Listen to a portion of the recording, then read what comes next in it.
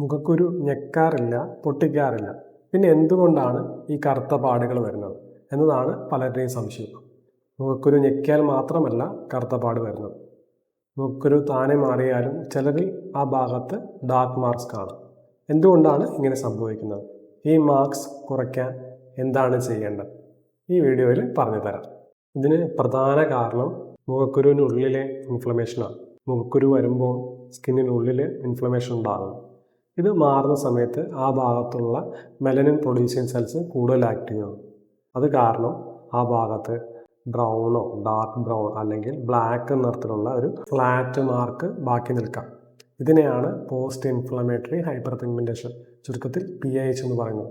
അതായത് മുഖക്കുരു ഞെക്കിയില്ലെങ്കിലും അതിലെ ഇൻഫ്ലമേഷൻ മാത്രം മതി ചിലരിൽ കറുത്ത പാടുണ്ടാക്കാൻ. പ്രത്യേകിച്ച് നമ്മുടെ ഇന്ത്യൻ സ്കിൻ ടോൺസ് പോലത്തെ ഡാർക്കർ സ്കിൻ ടോൺസിന് ഇൻഫ്ലമേഷൻ കഴിഞ്ഞ് പിഗ്മെന്റേഷൻ ഉണ്ടാവാനുള്ള സാധ്യത വളരെ കൂടുതലാണ്. അതുകൊണ്ടാണ് ഒരേ തരത്തിലുള്ള മുഖക്കുരു വന്നാലും ഒരാൾക്ക് പാടൊന്നും ഇല്ലാതിരിക്കുകയും മറ്റൊരാൾക്ക് മാസങ്ങളോളം ഡാർക്ക് മാർക്ക് നിലനിൽക്കുകയും ചെയ്യുന്നത്. ചുവന്ന വീങ്ങിയ മുഖക്കുരു, പെയിൻഫുൾ ഇൻഫ്ലമേറ്റഡ് ആക്നെ, ഡീപ്പ് ആക്നെ എന്നിവയ്ക്ക് ശേഷം ഡാർക്ക് മാർക്സ് കൂടുതൽ നോട്ടീസബിൾ ആയിരിക്കും. ഞെക്കുകയോ സ്ക്രാച്ച് ചെയ്യുകയോ ചെയ്യുന്നതുകൊണ്ട് ഇൻഫ്ലമേഷൻ കൂടുന്നതുകൊണ്ട് മാർക്സ് കൂടുതൽ ഡാർക്ക് ആകാം. പക്ഷേ ഞെക്കാത്തത് കൊണ്ട് മാർക്സ് ഒരിക്കലും വരില്ല എന്ന് ഉറപ്പില്ല. അപ്പോൾ ഇതിനകം വന്ന ഡാർക്ക് മാർക്സ് എങ്ങനെ കുറയ്ക്കാം? ഇവിടെ രണ്ട് കാര്യങ്ങളാണ് ഒരുമിച്ച് ചെയ്യേണ്ടത്. ഒന്ന്, മുഖക്കുരുവിലെ ഇൻഫ്ലമേഷൻ കൺട്രോൾ ആക്കണം. കാരണം പുതിയ മുഖക്കുരു വീണ്ടും വീണ്ടും വന്നുകൊണ്ടിരുന്നാൽ ഓരോന്നും മാറുമ്പോൾ പുതിയ ഡാർക്ക് മാർക്സ് ഉണ്ടാകും.